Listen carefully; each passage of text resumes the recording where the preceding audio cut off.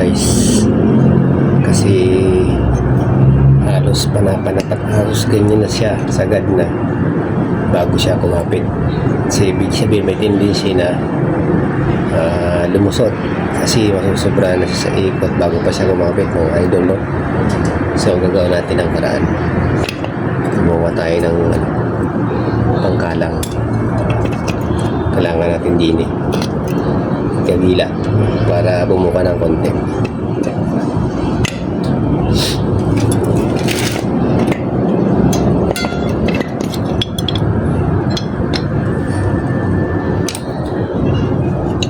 So totally nalagyan ko na to, kaya lang kulang pa, manipis guys. Lagyan ko na yan,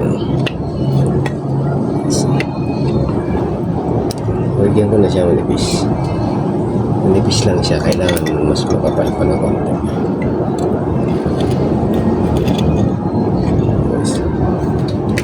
Palitan natin ang mas makapal.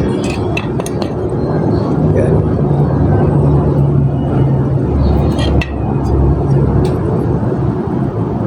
So ayan guys,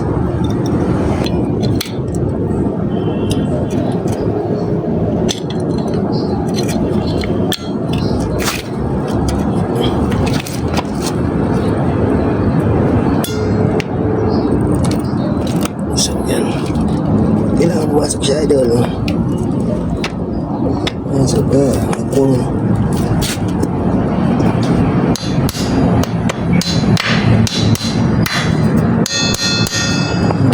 masok mo, pili hindi.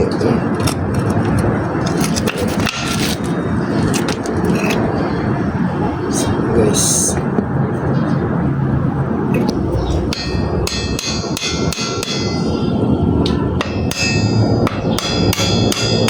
so ayan guys, mahina lang ang pukpok para safe. So ayan na, medyo maganda na ang kapit yan guys. Hindi yan basta-basta makakalas kasi nakapix na yan sa loob guys. So ayan na nga, ikakabit na natin. Ayan na ang ating kinabit. Kabilaan yan guys, para balanse yung kanyang buka, mga idol, no?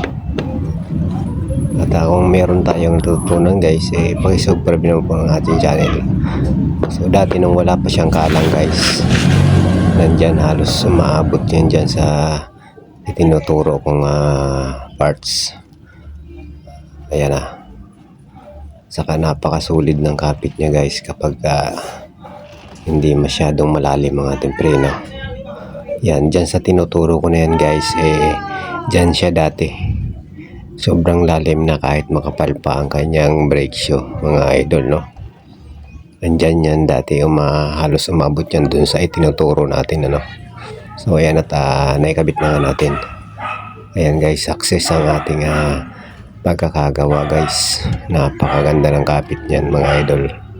At kung meron po kayong natutunan sa ating ginawa, pakisubscribe naman po ng ating channel, ano po, mga idol, no? Ayan, tayo na adjust na lang ng konti at okay na yan, mga idol, no? Ayan. So kung mag-a-adjust tayo, ganyan lang, hindi masyadong matigas kapag gagamit tayo ng screw or kung anong stick na medyo matigas. So ayan guys, napakasulit niyan, mga idol. Subscribe naman dyan, mga idol, kung kayo ay may natutunan.